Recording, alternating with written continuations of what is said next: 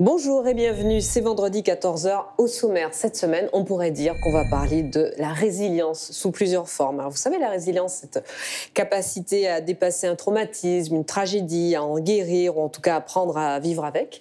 On va en parler avec Andrea Bescot, notre invitée aujourd'hui. Bonjour Andrea, merci d'être là pour le très très beau Les Chatouilles, dont on a déjà parlé sur ce plateau parce qu'on aime vraiment beaucoup ce film.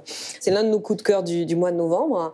On parle aussi de résilience avec vous, Frédéric Tellier, pour le film Sauver ou périr, qui met en scène un pompier grièvement brûlé qui doit reconstruire sa vie. Et puis il y a aussi, je crois, mais me direz si je me trompe, Guillaume Lécoux, une part de résilience dans les confins du monde, avec un Gaspard Ulliel vengeur, sombre, qui passe tout près finalement de basculer dans la folie. Aveuglé qu'il est par un désir de vengeance, il est en pleine jungle indo-chinoise du temps des colonies. On verra cela avec vous dans un instant. 3 metteurs en scène et une journaliste, et pas des moindres, Guillemette. Bonjour Guillemette Odissino. Alors, chef de la rubrique Actu Cinéma à Télérama et chroniqueuse sur France Inter, on vous entend dans plusieurs émissions. On parle donc de ces 3 grands films français de la fin d'année 2018, sans oublier La Story, signée Alexandre Simard, et puis mon coup de cœur à la fin de l'émission. On débute avec vous, Andrea Bescot, et le très beau Les Chatouilles. C'est un film adapté d'un seul en scène que vous aviez créé avec Éric Métayer en 2014. Oui, c'est ça. Et puis qui vous a valu plusieurs récompenses, dont un Molière en 2016. La pièce est devenue un film, Oui. Et le choc est toujours aussi fort. Vous allez nous en parler, mais on regarde d'abord la bande-annonce. Je m'appelle Odette. Je deviendrai une grande danseuse étoile. Ma petite Odette, je t'aime, ma chérie. C'est incroyable ce Gilbert. T'oublies pas, c'est Gilbert qui vient te chercher. Gilbert! C'est Gilbert, ils partent à la montagne, ils proposent d'emmener Odette. On va demander à Odette. Bah non, c'est nous ses parents, c'est à nous de décider pour elle. Je me demandais si tu voudrais pas jouer à la poupée avec moi. Par contre, tu le dis à personne. Vos parents ont jamais eu de doute. Ah non, on se méfie pas de ses proches, docteur, on leur fait confiance. Moi, je parle pas beaucoup, vous savez. Je danse. Comment tu t'appelles, toi? Odette. T'as pas respecté ta mère, toi, merde. Manu, c'est mon meilleur ami. Mais c'est quoi ton délire avec la psy, là? Il est déjà 18h05. Ok, il y a un obèse qui s'impatiente. Il n'y a pas de petite douleur, Odette. Je déconne. Puis, face à l'amour, vous vous figez. J'avais pas raconté à l'homme que j'aime les viols que j'ai subis quand j'étais môme. Quand on aime, on est capable d'entendre ce genre de choses. Non, c'est un conte de fées, ça. Il est salvateur de parler de ce qui vous est arrivé. On croyait que je vais aller détruire la vie de mes parents, alors que Miguel, c'est le meilleur ami de la famille. Et ok, quand t'étais petite, tu t'es prise une pioque là, mais regarde, ça t'a mis la rage. Mais pourquoi tu m'as rien dit? Je sais pas. Comment ça, tu sais pas? Je sais pas. Je sais ce que j'ai subi. Et aujourd'hui, je veux que ça sorte.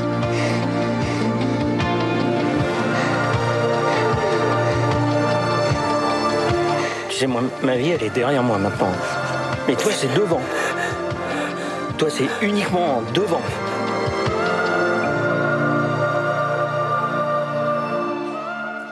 Alors, ce film, c'est presque un exercice d'équilibriste, parce qu'il réussit à parler de la pédophilie sans faux fuyant, mais sans voyeurisme. Dans le même temps, il montre la souffrance de la victime, les répercussions sur sa vie, mais le fait qu'elle ne veut pas être qu'une victime et qu'elle veut aussi dominer tout ça, gagner sur la douleur, sur les angoisses. Et c'est une femme qui avance. Ah oui, c'était vraiment ce qu'on voulait. En fait, nous, on l'a coécrit, ce film, on est 2, et ça apportait justement une distance par rapport à des histoires vécues, et surtout, ça donnait une sorte d'universalité. Et on l'a pris sur le ton de la combativité, de la résilience, même si j'aime pas trop ce mot, parce que c'est un mot qui est un peu à la mode. Mais ouais, surtout, c'est un travail de tous les jours, je l'entends, mais c'est vrai que c'est un travail de tous les jours, la résilience, finalement. On n'est jamais totalement super bien dans ses baskets, il faut bosser tous les jours pour l'être.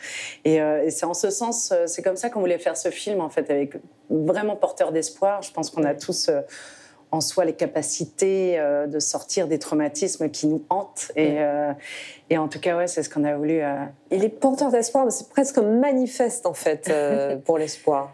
Oui, je suis contente que ce soit vous qui le disiez, surtout, parce que quand ça vient de nous, c'est forcément autre chose. Mais c'est un film qui nous ressemble dans le sens où nous, on aime la vie, on aime la manger là tout de suite maintenant, on la croque, et c'est dans une énergie vitale. C'est complètement ce qu'on voulait. Faire un film de cinéma aussi, mais qui puisse mélanger et la danse et le cinéma et le théâtre, parce que nous, on est des enfants du spectacle vivant, et donc on voulait apporter cette fantaisie de la théâtralité aussi. Et... Dans différents temps qui se télescopent, différentes dimensions, je me suis posé la question de savoir si c'était aussi une façon pour vous de montrer cette dissociation qui arrive souvent pour les victimes de pédophilie, qui finalement vivent plusieurs temps à la fois pour s'éloigner, pour se protéger de ce qui leur arrive. Exactement, c'est vraiment un hommage à la mémoire traumatique. Quand les choses arrivent comme ça, qu'on ne contrôle pas très bien comment, pourquoi.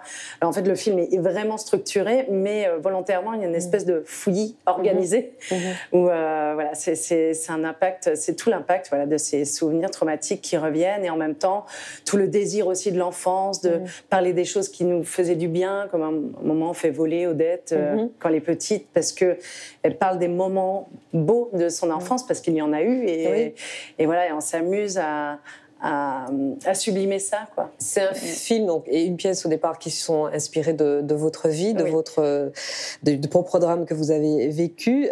Et vous dites à ce sujet, j'étais convaincue que c'était ma faute. C'est le lot commun de beaucoup de victimes qui se sentent fautives et seules aussi. Oui. C'est ce qu'on ressent au quotidien. Tout à l'heure, il y avait des personnes de votre équipe qui disaient, on est allé voir le film, et en sortant, il y avait des gens qui s'étreignaient en pleurant, et en pleurant, et en même temps en riant, mais il y avait quelque chose de très fort, de l'ordre de la puissance de vie, encore une fois. Et de l'autre, je crois que ça peut aider à refaire confiance en l'autre, en termes d'humain, foi en l'humanité. Ça fait un peu prétentieux, mais...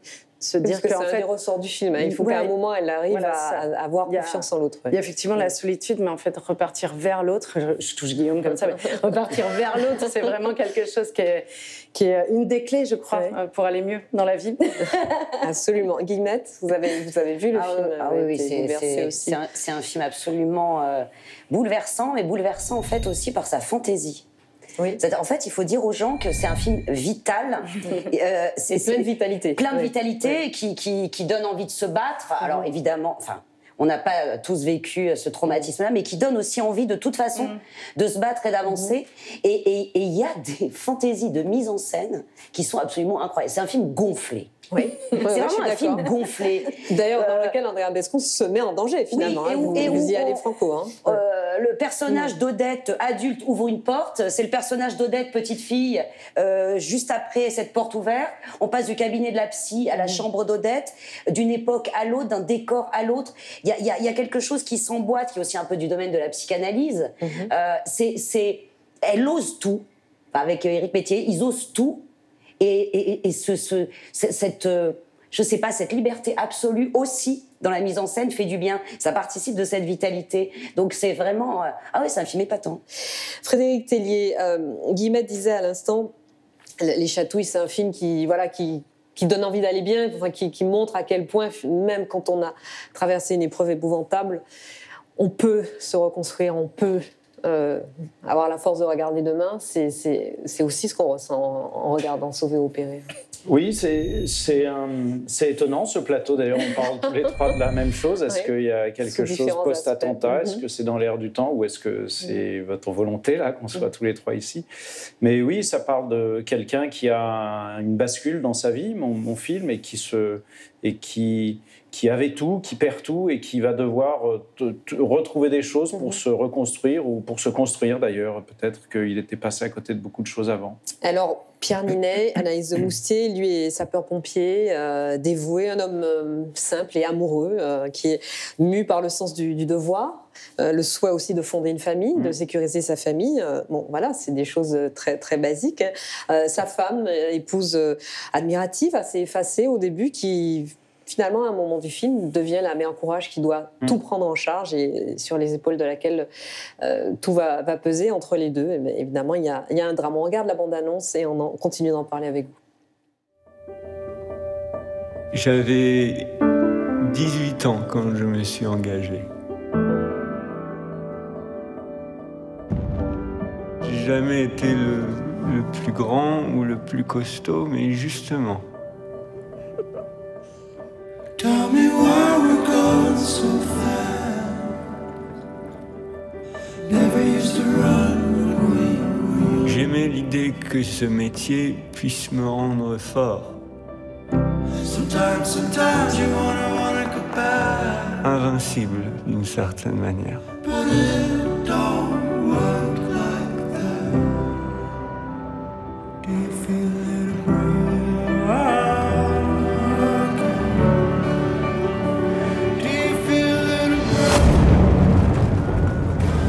La vérité, c'est que personne n'est invincible.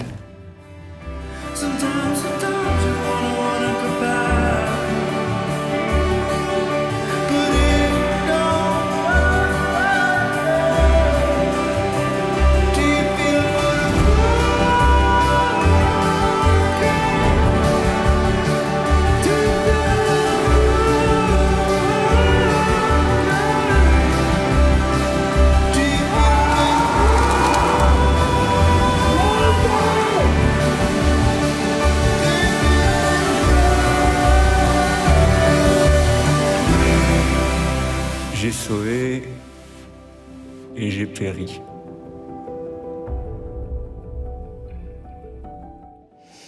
Alors cet homme qui avait tout, la réussite, la beauté, la famille qu'il a souhaité, le métier qu'il avait toujours rêvé de faire, l'estime de ses collègues, d'un coup, il va tout perdre.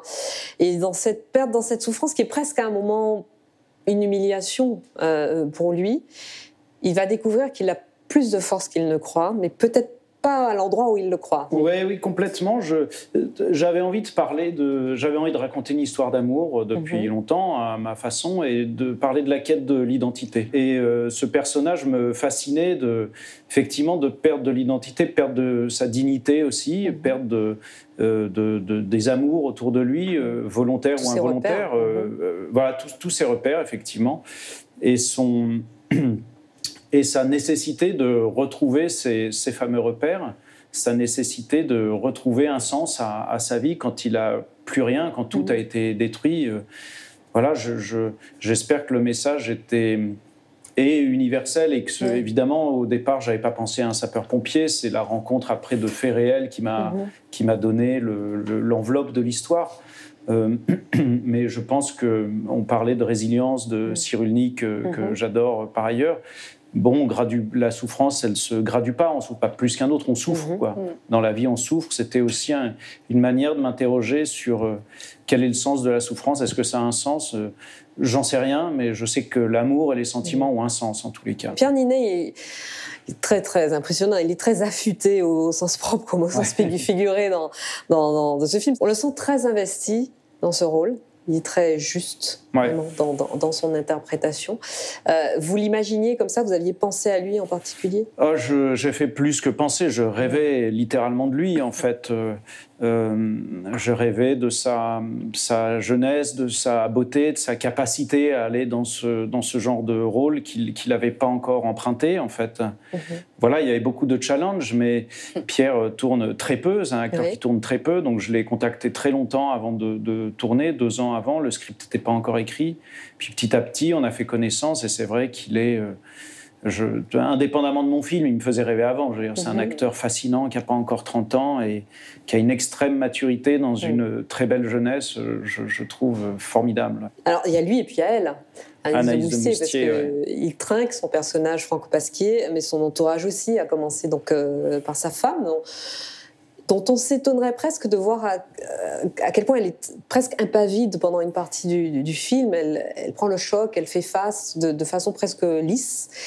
Et en fait, vous montrez de façon assez subtile avec, bon, évidemment, la scène avec Samy Bouajila, mais même quand elle dit « mais moi, je suis sous antidépresseur depuis 2 ans », c'est un petit détail. Et c'est là qu'on se rend compte qu'en fait, elle déguste tout autant que son mari et elle prend sur elle pour ne pas le lui montrer.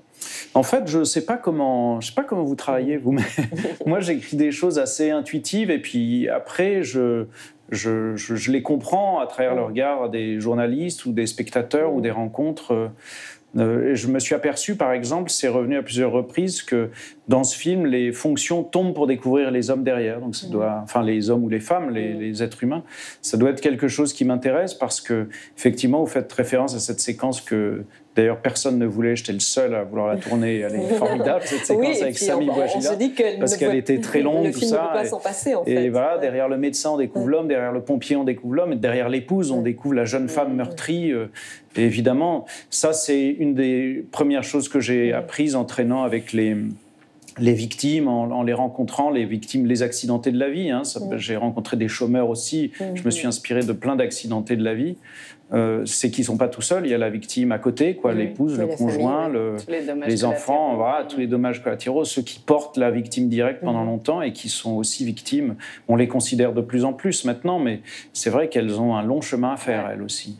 Alors justement à propos des familles, mais moi le moment où vous m'avez cueilli, là ça y est, j'étais en larmes, c'est quand Franck Pasquier, donc grand brûlé dans une chambre stérile, ça fait déjà quelques mois qu'il est en réparation, en coma, il est sorti du coma, il parle avec beaucoup de difficultés et sa mère lui parle à travers une vitre. Il articule péniblement le mot maman et elle lui répond oui mon tout petit. Juste ça. Et voilà, tout le monde autour dans la salle, en larmes et tout. Guillaume Niclou, on pleure pas forcément autant. Mais quoique, on pleure pas forcément autant pour Les Confins du Monde, mais c'est un film qui est aussi très, très bouleversant.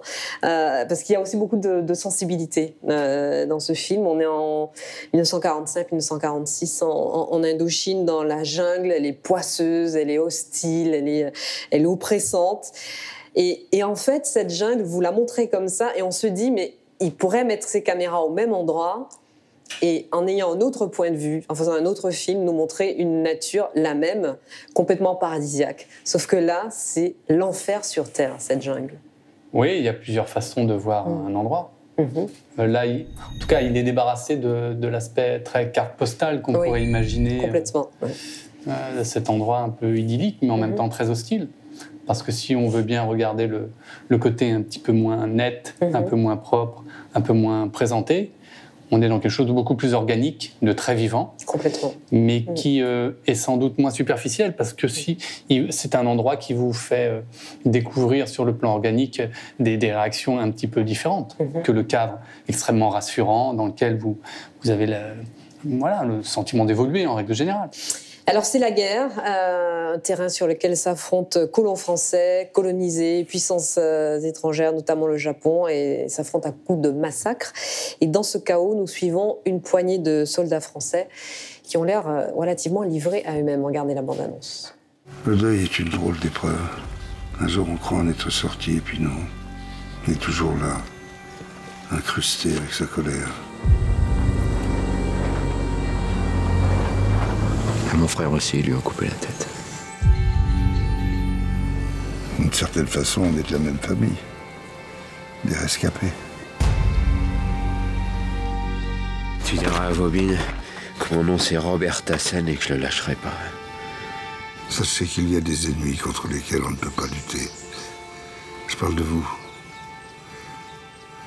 De votre ennemi intérieur. Occupez-vous du vôtre et oubliez-moi.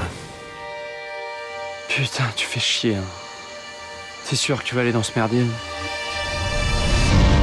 Vous êtes là pour servir la France, pas pour régler vos comptes. Je la sers, la France. Moi, je suis libre. Reviens ce soir. Ce soir, je peux pas.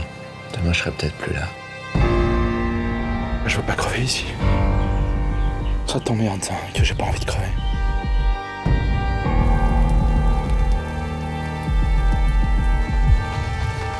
Je serai jamais comme Dieu.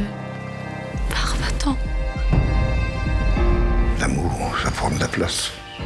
Pas la bonne place. Et vous voulez la mettre à quelle place, votre vengeance?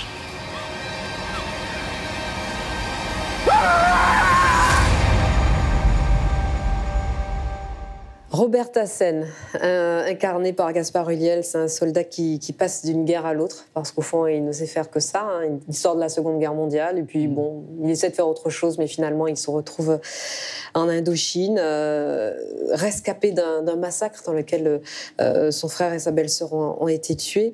Son histoire, c'est celle de milliers de soldats français. Oui, puis là, je me suis un petit peu inspiré d'un personnage qui a existé, qui est arrivé à une période un peu charnière, juste avant que les Américains reprennent les rênes de cette guerre.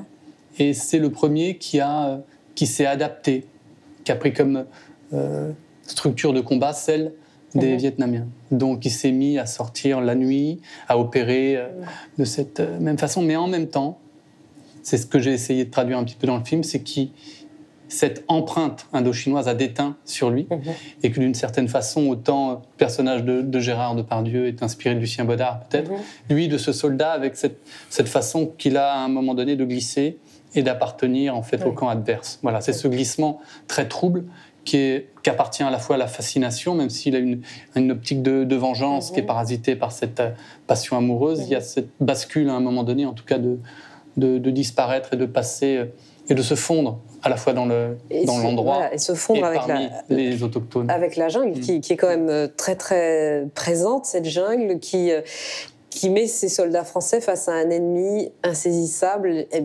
invisible, souvent. Oui, mais ça c'est un petit peu le... Faut dire qu'on est dans des guerres qui ne sont plus celles qu'on pourrait vivre aujourd'hui. Ce sont des guerres de proximité où la violence est très, très crue, elle est montrée, elle est prégnante, on peut la toucher. Et surtout, on est dans un conditionnement, où la mort est omniprésente, sans jamais voir l'ennemi.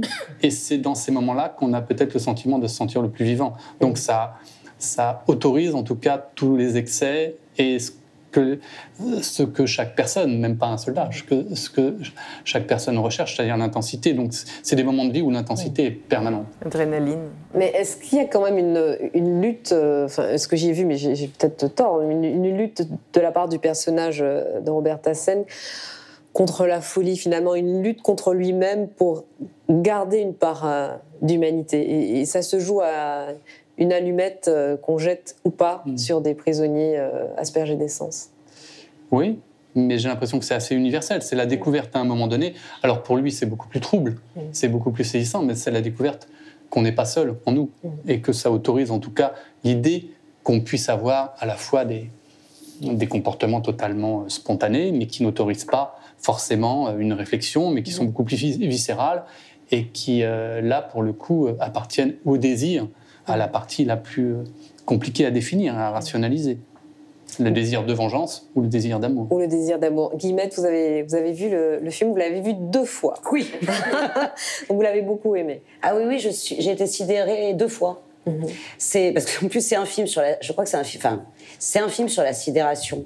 C'est un film extrêmement organique sur la sidération de la mort, la sidération de la guerre.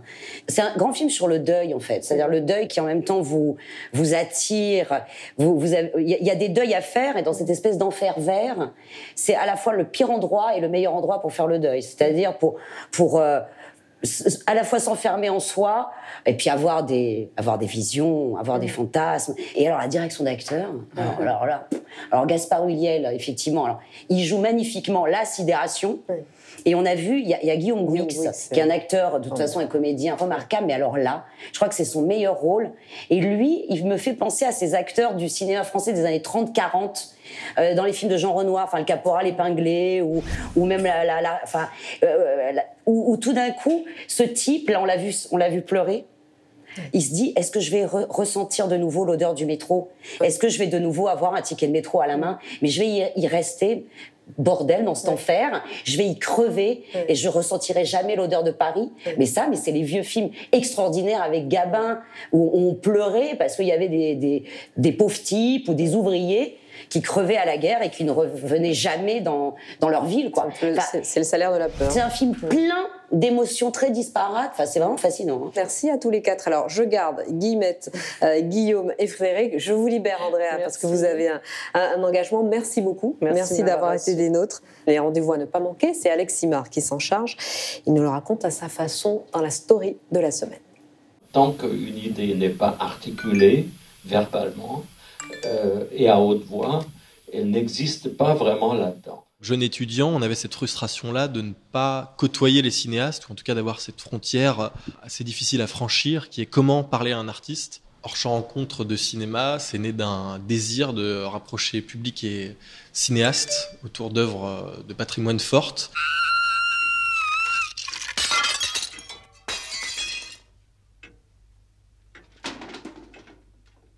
Il y a une salle de cinéphiles, jeunes et vieux confondus, qui est extraordinaire. Je ne savais pas que ça existe encore, que la cinéphilie soit toujours aussi vive C'est unique, ça n'existe qu'en France. L'idée, c'est d'interroger ensemble des cinéastes et de poser les questions qu'on se pose. Moi, si je tourne des courts-métrages, et quand j'ai un acteur devant moi, je suis terrifié. Si avant j'ai demandé à Volker Schlöndorff comment il s'y prend, tout de suite, au moins j'aurais quelque chose à prendre en main, un témoignage sûr, étant donné qu'il vient d'un cinéaste. Il n'y a pas d'autre conseil que de faire. Il faut faire. Merci infiniment.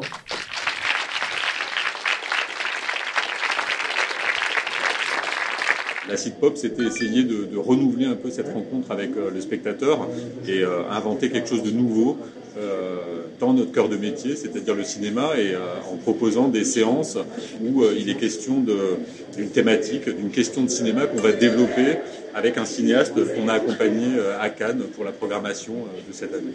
C'était l'idée de partir dans une aventure. On ne savait pas forcément ce que ça donnerait, mais on avait envie de la vivre ensemble.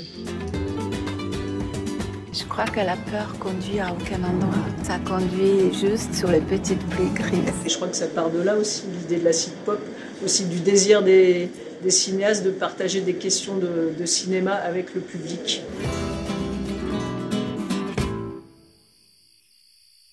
Le documentaire, non seulement est bien vivant, mais arrive à fédérer tout le monde. Et puis au Forum des images, je le dis, je le redis, je le re-redis, le documentaire a toute sa place. Le Festival du documentaire, c'est la fête du documentaire en fait. C'est la SCAM qui offre au public gratuitement 30 films parmi les meilleurs de l'année, pour faire un retour en arrière sur ce qui s'est fait de mieux à la télévision et offrir aux spectateurs de les voir d'abord en grand, tous ensemble, enfin, et puis de rencontrer tous leurs auteurs et leurs autrices, les réalisateurs, les réalisatrices.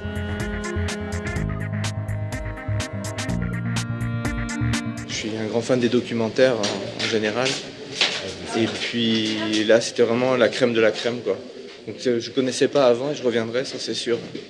On parlait de résilience avec nos invités tout à l'heure. Eh bien, il en est aussi question avec mon coup de cœur parmi les sorties cinéma de cette semaine. Un film dur, très dur, qui vous prend à la gorge et qui vous laisse asphyxié. C'est le film documentaire Game Girls, signé Alina Skrzydłowska, réalisatrice polono-allemande, qui s'intéresse dans ce doc au quartier pauvre de Skid Row, à Los Angeles. Los Angeles, surnommée la capitale américaine des sans-logis, et le quartier Skid Row, dans cette capitale des déshérités, est l'un des pires. Un endroit intense, épuisant, sale et malodorant, dit la réalisatrice qui y a vécu. Un endroit dangereux et déprimant dont personne ne sort indemne. Et pourtant, c'est un refuge, dit-elle, pour les naufragés rejetés de toutes parts. Un endroit où des jeunes filles, pour résister à l'adversité, vont en bande s'entraîner à la bagarre, font assaut de virilité, histoire de ne pas recevoir plus de coups. Ce sont les Game Girls. Et parmi elles, il y a Terry et Tiana, couple homosexuel, dysfonctionnel, dans lequel l'alcoolisme, les déséquilibres psychiques de l'une peinent à être compensés, mais ils le sont quand même par l'amour de l'autre. Regardez.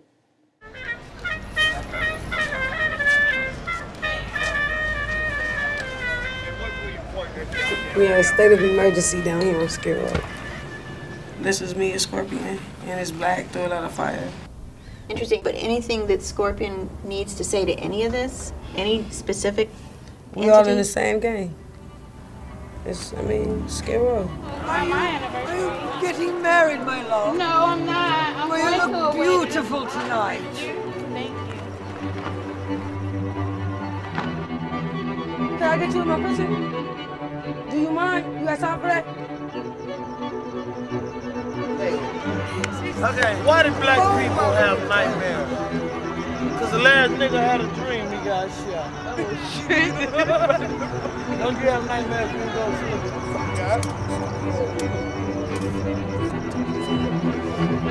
I'm tired of making mistakes. I'm tired of fucking up. But it's the company you keep in your fucking environment. That's why I'm trying to get the fuck away from here. We're gonna get another chance. It's another chance. It's another chance. It's okay. It's okay. Shit is not fucking okay. That shit right there is not fucking okay.